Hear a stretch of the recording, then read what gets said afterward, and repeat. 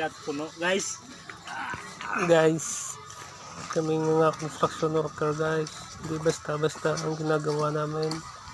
Katulad yan guys, so malayo ang hinahakutan namin ng semento papunta sa aming trabaho kasi doon sa aming tinatrabahuan hindi kami makapag-miskla kasi ang dami ng damo guys. Ayan guys, so tingnan nyo guys, at ang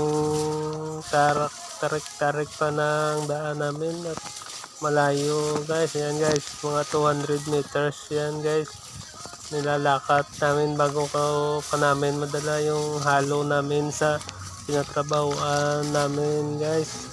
Yan, tingnan nyo guys, so ang layo pa.